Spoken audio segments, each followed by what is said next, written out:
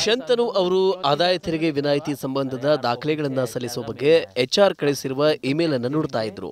ಆಗ ಅವರ ಸಹೋದ್ಯೋಗಿ ವಿನಯ್ ಇನ್ವೆಸ್ಟ್ಮೆಂಟ್ ಮಾಡಿದ್ರೆ ಅದರ ಪ್ರೂಫ್ ಇರಬೇಕು ಅಂತ ಹೇಳ್ತಾರೆ. ಅದಕ್ಕೆ ಶಂತನು ಅವರು ತುಂಬಾ ಏನು ಉಳಿತಾಯ ಮಾಡಿಲ್ಲ, ಅವರ ಸಂಬಳದ ಬಹುಪಾಲು ಬಾಡಿಗೆಗೆ ಹೋಗುತ್ತೆ ಅಂತ ಹೇಳ್ತಾರೆ. ಸ್ವಂತ ಮನೆ ಇರುವಾಗ ಯಾರಿಗೆ ಬಾಡಿಗೆ ಕೊಡ್ತಿದ್ದೀರಾ ಅಂತ ವಿನಯ್ ಕೇಳ್ತಾರೆ. ತಮ್ಮ ತಂದೆಗೆ ಬಾಡಿಗೆ ಕೊಡ್ತಾ ಇರುವುದಾಗಿ ಶಂತನು ತಿಳಿಸ್ತಾರೆ. ಅದರ ಮೇಲೂ HRA ಕ್ಲೇಮ್ ಮಾಡಬಹುದು ಅಂತ ವಿನಯ್ ಸಲಹೆ ಕೊಡ್ತಾರೆ. ಶಂತನು ಅವರಿಗೆ ಆಶ್ಚರ್ಯ ಆಗುತ್ತೆ. ಸ್ವಂತ ತಂದೆಯವರಿಗೆ ಬಾಡಿಗೆ ಕೊಟ್ಟರೆ ಹೇಗೆ HRA ಕ್ಲೇಮ್ ಮಾಡಕ್ಕಾಗುತ್ತೆ ಅನ್ನೋದು ಶಂತನು ಅವರ ಪ್ರಶ್ನೆ.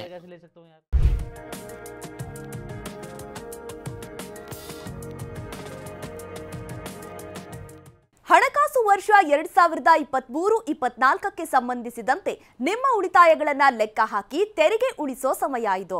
ಆದಾಯ ತೆರಿಗೆಯ ಸೇವಿಂಗ್ಸ್ ಪ್ರೂಫ್ ಸಲ್ಲಿಸುವಂತೆ ಉದ್ಯೋಗದಾತರು ತಮ್ಮ ಉದ್ಯೋಗಿಗಳಿಗೆ ಇಮೇಲ್ ಕಳಿಸ್ತಾ ಇದ್ದಾರೆ. ಈಗ ನಾವು ನಿಮಗೆ ಮನೆ ಬಾಡಿಗೆ ಭತ್ಯೆ ಅಥವಾ ಹೌಸ್ ರೆಂಟ್ ಅಲೋವೆನ್ಸ್ HRA ಮೂಲಕ ಹೇಗೆ ನೀವು ತೆರಿಗೆ ಉಳಿತಾಯ ಮಾಡಬಹುದು ಎಂಬುದರ ಬಗ್ಗೆ ತಿಳಿಸ್ಕೊಡ್ತೀವಿ. ಬಾಡಿಗೆ ಹೊರೆ ತಗ್ಗಿಸೋಕೆ ಉದ್ಯೋಗಿಗಳ ವೇತನದಲ್ಲಿ ಕೊಡೋ ಒಂದು ಭಾಗವೇ ಈ HRA. ಈ ಭತ್ಯೆಯ ವಿನಾಯಿತಿಯನ್ನ ಕ್ಲೇಮ್ ಮಾಡೋಕೆ ನಿಯಮಗಳೇನು? ಶಂತನು ಅವರಂತೆ ನೀವು ಕೂಡ ನಿಮ್ಮ ಪೋಷಕರಿಗೇನೆ ಬಾಡಿಗೆ ಪಾವತಿಸಿದ್ರೆ ತೆರಿಗೆ ವಿನಾಯಿತಿ ಸಿಗುತ್ತಾ? ಈ ಎಲ್ಲ ಪ್ರಶ್ನೆಗಳಿಗೆ ಉತ್ತರ ಪಡೆಯೋಣ ಬನ್ನಿ.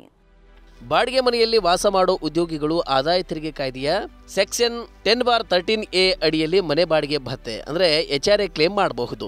HRA ಕ್ಲೇಮ್ ಮಾಡೋಕೆ ಪ್ರಮುಖ ಕಂಡೀಷನ್ ಅಂದರೆ ನೀವು ನಿಮ್ಮ ಕಂಪನಿಯಿಂದ ಭತ್ಯೆಯನ್ನು ಪಡಿತಾ ಇರಬೇಕು, ಹಾಗೇನೇ ನೀವು ವಾಸ ಇರುವ ಮನೆಗೆ ಬಾಡಿಗೆ ಪಾವತಿಸ್ತಾ ಇರಬೇಕು. ಒಂದು ವೇಳೆ ನೀವು ಬಾಡಿಗೆ ಮನೆಯಲ್ಲಿ ವಾಸವಿಲ್ಲದೆ ಹೋದರೆ, ನೀವು ಬಾಡಿಗೆ ಪಾವತಿಸ್ತಾ ಇಲ್ಲ ಅನ್ನೋದಾದರೆ HRA ರೂಪದಲ್ಲಿ ನಿಮಗೆ ಸಿಗುವ ಮೊತ್ತ ಸಂಪೂರ್ಣವಾಗಿ ತೆರಿಗೆಗೆ ಒಳಪಡುತ್ತೆ. HRA ಕ್ಲೇಮ್ಗೆ ಕೆಲವು ನಿಯಮಗಳಿವೆ. ಈ 3 ಷರತ್ತುಗಳ ಪೈಕಿ ಯಾವುದು ಕಡಿಮೆ ಮೊತ್ತ ಇದೆಯೋ ಅಷ್ಟು ಮೊತ್ತದಷ್ಟು ವಿನಾಯಿತಿ ನಿಮಗೆ ಸಿಗುತ್ತೆ. ಮೊದಲನೆಯದು HRA ಆಗಿ ಸಿಗುವ ಮೊತ್ತ. ಎರಡನೇದು ಮೆಟ್ರೋ ನಗರಗಳಲ್ಲಾದರೆ ಮೂಲ ವೇತನ ಮತ್ತು DA ಮೊತ್ತದ 50% ಅಥವಾ ಮೆಟ್ರೋಯೇತರ ನಗರಗಳಾದರೆ ಬೇಸಿಕ್ ಮತ್ತು DA ಮೊತ್ತದ 40%.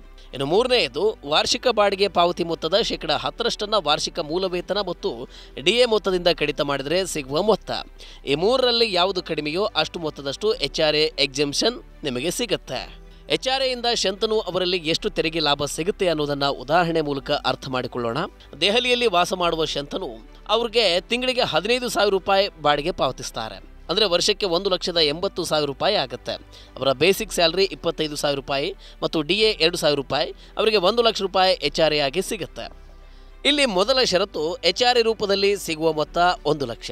ಎರಡನೇದು ಮೆಟ್ರೋ ನಗರಗಳಲ್ಲಾದರೆ ಮೂಲ ವೇತನ ಮತ್ತು ತುಟ್ಟಿ ಭತ್ಯೆಯ 50% ಅಂದರೆ 25,000 ಕೂಡಿಸು 2,000 ಅಂದರೆ 12 × 50/100 ಅಂದರೆ 1,62,600 ರೂಪಾಯಿ ಆಗುತ್ತೆ. ಮೂರನೇದಾಗಿ ವಾರ್ಷಿಕ ಬಾಡಿಗೆ ಮೊತ್ತದ 10% ವಾರ್ಷಿಕ ಮೂಲ ವೇತನ ಮತ್ತು DA ಮೊತ್ತದಿಂದ ಕಳೆದರೆ ಸಿಗುವ ಮೊತ್ತ ಅಂದರೆ 1,80,000. ಇದರಲ್ಲಿ 32,400 ರೂಪಾಯಿ ಕಳೆದರೆ 1,47,600 ರೂಪಾಯಿ ಉಳಿಯುತ್ತೆ. ಈ ಮೂರರ ಪೈಕಿ ಯಾವುದು ಕಡಿಮೆ ಮೊತ್ತವೋ ಅದನ್ನು ಶಂತನು ಅವರು ಕ್ಲೇಮ್ ಮಾಡಬಹುದು. ಅಂದರೆ ಅವರು 1 ಲಕ್ಷ ರೂಪಾಯಿಯನ್ನು HRA ಆಗಿ ಕ್ಲೇಮ್ ಮಾಡಬಹುದು. ಇದರಿಂದ ಅವರ ತೆರಿಗೆಗೆ ಒಳಪಡುವ ಆದಾಯ ಅಥವಾ ಟ್ಯಾಕ್ಸಬಲ್ ಇನ್ಕಮ್ ಕಡಿಮೆ ಆಗುತ್ತೆ. ಇದು ತೆರಿಗೆ ಹೊರೆಯನ್ನು ಕಡಿಮೆ ಮಾಡುತ್ತೆ. ಮನೆ ಬಾಡಿಗೆ ಭತ್ಯೆ ಅಥವಾ HRA ಕ್ಲೇಮ್ ಮಾಡೋಕೆ ಉದ್ಯೋಗಿಗಳು ಒಂದಿಷ್ಟು ದಾಖಲೆ ಅಥವಾ ಪುರಾವೆಗಳನ್ನು ಸಲ್ಲಿಸಬೇಕಾಗುತ್ತೆ. ಈ ಪೈಕಿ ರೆಂಟ್ ರೆಸಿಪ್ಟ್, ರೆಂಟ್ ಅಗ್ರಿಮೆಂಟ್, ಮನೆ ಮಾಲೀಕರ ಹೆಸರು ಮತ್ತು ವಿಳಾಸ ಸೇರಿದೆ. ಒಂದು ವೇಳೆ ತಿಂಗಳ ಬಾಡಿಗೆ 5,000 ರೂಪಾಯಿಗಿಂತ ಜಾಸ್ತಿ ಇದ್ದರೆ ರೆಂಟ್ ರೆಸಿಪ್ಟ್ ಮೇಲೆ ರೆವಿನ್ಯೂ ಸ್ಟ್ಯಾಂಪಿಂಗ್ ಬೇಕಾಗಬಹುದು. ಒಂದು ವೇಳೆ ಬಾಡಿಗೆ ಮೊತ್ತ ವಾರ್ಷಿಕವಾಗಿ 1 ಲಕ್ಷ ರೂಪಾಯಿ ದಾಟಿದರೆ ಮನೆ ಮಾಲೀಕರ ಪ್ಯಾನ್ ಸಂಖ್ಯೆ ಕೊಡಬೇಕಾಗುತ್ತೆ. ತಿಂಗಳ ಬಾಡಿಗೆ ಮೊತ್ತ 50,000 ರೂಪಾಯಿಗಿಂತ ಜಾಸ್ತಿ ಇದ್ದರೆ 5% ಮೂಲದಲ್ಲೇ ತೆರಿಗೆಯಾಗಿ ಕಡಿತ ಮಾಡಬೇಕಾಗುತ್ತೆ. ಹೀಗೆ ಮೂಲದಲ್ಲಿ ಕಡಿತ ಮಾಡಿದ ತೆರಿಗೆ ಅಥವಾ TDS ಅನ್ನು ಪಾವತಿಸಬೇಕು ಅಂತಾದರೆ ಬಾಡಿಗೆದಾರರು ಈ ಫೈಲಿಂಗ್ ಪೋರ್ಟಲ್ನಲ್ಲಿ ಫಾರ್ಮ್ ನಂಬರ್ 26QC ಅನ್ನು ತುಂಬಬೇಕು. ಇನ್ನು ಅನೇಕ ಉದ್ಯೋಗಿಗಳು ತಮ್ಮ ಪೋಷಕರ ಮನೆಯಲ್ಲಿಯೇ ವಾಸ ಇರ್ತಾರೆ. ಅವರಿಗೆ ಬಾಡಿಗೆ ಹಣವನ್ನು ಪಾವತಿ ಮಾಡ್ತಾರೆ. ಅಂಥವರು ಕೂಡ HRA ಕ್ಲೇಮ್ ಮಾಡಬಹುದು. ಮನೆ ಮಾಲೀಕರಿಗೆ ಬಾಡಿಗೆ ಪಾವತಿಸಿದರೆ ಹೇಗೆ HRA ವಿನಾಯಿತಿ ಪಡೆಯಬಹುದು, ಪೋಷಕರಿಗೆ ಬಾಡಿಗೆಯನ್ನು ಪಾವತಿಸಿದರೂ ಕೂಡ ಅದೇ ರೀತಿ ವಿನಾಯಿತಿಯನ್ನು ಪಡೆಯಬಹುದು.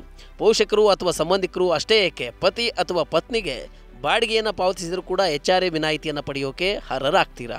ಪೋಷಕರು ಅಥವಾ ಪತಿ ಅಥವಾ ಪತ್ನಿಯೊಂದಿಗಿನ ಸಂಬಂಧವನ್ನು ನಾನ್ ಕಮರ್ಷಿಯಲ್ ಅಂತ ಪರಿಗಣಿಸಲಾಗುತ್ತೆ ಅನ್ನೋದು ಗಮನಿಸಬೇಕಾದ ಸಂಗತಿ. ಆದ್ದರಿಂದ ಜಾಗೃತಿಯನ್ನು ವಹಿಸಬೇಕು. ಬಾಡಿಗೆ ಪಾವತಿ ಸಂಬಂಧ ಎಲ್ಲ ನೈಜ ದಾಖಲೆಗಳನ್ನು ಸುರಕ್ಷಿತವಾಗಿಡಬೇಕು. ಸ್ವಂತ ಮನೆ ಇದ್ರೂ ಕೂಡ ಅನೇಕರು ಕೆಲಸದ ಸ್ಥಳ, ಮಕ್ಕಳ ವಿದ್ಯಾಭ್ಯಾಸ, ಹಿರಿಯ ಪೋಷಕರ ಕಾರಣಗಳಿಂದ ಬಾಡಿಗೆ ಮನೆಯಲ್ಲಿ ವಾಸವಿರ್ತಾರೆ. ಅಂಥವರು ಕೂಡ HRA ಕ್ಲೇಮ್ ಮಾಡಬಹುದು. ಒಂದು ವೇಳೆ ನೀವು ಸಾಲ ಮಾಡಿ ಮನೆಯನ್ನು ಖರೀದಿಸಿದ್ದು ಅದೇ ನಗರದಲ್ಲಿ ಅಥವಾ ಬೇರೆ ನಗರದಲ್ಲಿ ಉದ್ಯೋಗ ಅಥವಾ ಯಾವುದೇ ಕಾರಣಗಳಿಗೆ ಬಾಡಿಗೆ ಮನೆಯಲ್ಲಿ ವಾಸವಿದ್ದರೆ ನೀವು HRA ಮತ್ತು ಸಾಲದ ಮೇಲಿನ ಬಡ್ಡಿ ಎರಡರ ಮೇಲೂ ಕೂಡ ವಿನಾಯಿತಿಯನ್ನು ಪಡೆಯೋಕೆ ಅವಕಾಶವಿದೆ. ಅಂದರೆ ಈ ಡಿಡಕ್ಷನ್ ಕ್ಲೇಮ್ ಮಾಡೋಕೆ ಕಾರಣಗಳಿರಬೇಕು. ಟ್ಯಾಕ್ಸ್ ಸ್ಕ್ರೂಟಿನಿ ವೇಳೆ ಆದಾಯ ತೆರಿಗೆ ಅಧಿಕಾರಿಗಳು ತನಿಖೆಯನ್ನು ನಡೆಸಬಹುದು ಮತ್ತು ಅವರಿಗೆ ಅನುಮಾನಗಳಿದ್ದರೆ ವಿಚಾರಣೆಯನ್ನು ಮಾಡಬಹುದು. ಆದಾಯ ತೆರಿಗೆ ಕಾಯ್ದೆಯ ಸೆಕ್ಷನ್ 24(b) ಇದರ ಅಡಿಯಲ್ಲಿ ಗೃಹ ಸಾಲ ಬಡ್ಡಿಯ ಮೇಲೆ 2 ಲಕ್ಷ ರೂಪಾಯಿ ವಿನಾಯಿತಿಯನ್ನು ನೀವು ಕ್ಲೇಮ್ ಮಾಡೋದಕ್ಕೆ ಅವಕಾಶವಿದೆ. ಶಾಂತನು ಅವರಂತೆ ನೀವು ಕೂಡ ಬಾಡಿಗೆ ಮನೆಯಲ್ಲಿ ವಾಸವಿದ್ರೆ ನೀವು HRA ಎಕ್ಸೆಂಪ್ಷನ್ ಕ್ಲೇಮ್ ಮಾಡಬಹುದು. ನೀವು ನಿಮ್ಮ ಪೋಷಕರು ಅಥವಾ ಸಂಗಾತಿಗೆ ಬಾಡಿಗೆ ಪಾವತಿಸ್ತಾ ಇದ್ರೆ ಅವರ ಬಾಡಿಗೆ ಆದಾಯ ತೋರಿಸಿ ಅದರ ಮೇಲೆ ತೆರಿಗೆ ಪಾವತಿಸಬಹುದು. HRA ಕ್ಲೇಮ್ಸ್ ಮಾಡುವಾಗ ನಕಲಿ ರೆಂಟ್ ರಿಸಿಪ್ಟ್ ಕೊಡಬೇಡಿ. ಹಾಗೆ ತಪ್ಪಾದ ಬಾಡಿಗೆ ಒಪ್ಪಂದದ ಪತ್ರ ಅಥವಾ ಪ್ಯಾನ್ ವಿವರಗಳನ್ನ ಕೊಡಬೇಡಿ. ತಪ್ಪಾದ ಕ್ಲೇಮ್ನಿಂದಾಗಿ ಆದಾಯ ತೆರಿಗೆ ಇಲಾಖೆ ನೋಟಿಸ್ ಕೊಡಬಹುದು. ಜೊತೆಗೆ ತೆರಿಗೆ ಪಾವತಿಸಿ ಅಂತಾನೂ ಕೂಡ ಸೂಚಿಸಬಹುದು. ಹಾಗಾಗಿ HRA ಎಕ್ಸೆಂಪ್ಷನ್ ಲಾಭ ಕೇವಲ ಓಲ್ಡ್ ಟ್ಯಾಕ್ಸ್ ರಿಜೈಮ್ನಲ್ಲಿ ಮಾತ್ರ ಸಿಗೋದು. ಹೊಸ ತೆರಿಗೆ ಪದ್ಧತಿ ಆಯ್ಕೆ ಮಾಡಿಕೊಂಡ್ರೆ HRA ಲಾಭ ನಿಮಗೆ ಸಿಗಲ್ಲ. ಓಕೆ, ಈ ರೀತಿಯ ಇನ್ನಷ್ಟು ಮಾಹಿತಿ ಮತ್ತು ಪರ್ಸನಲ್ ಫಿನಾನ್ಸ್ ವಿಚಾರಗಳಿಗಾಗಿ ಡೌನ್ಲೋಡ್ ಮಾಡಿ ಮನಿ9 ಕನ್ನಡ ಆಪ್ ಹಾಗೂ ಯೂಟ್ಯೂಬ್ನಲ್ಲೂ ಕೂಡ ಸಬ್ಸ್ಕ್ರೈಬ್ ಮಾಡಿ, ಲೈಕ್ ಮಾಡಿ, ಶೇರ್ ಮಾಡಿ. Thank you.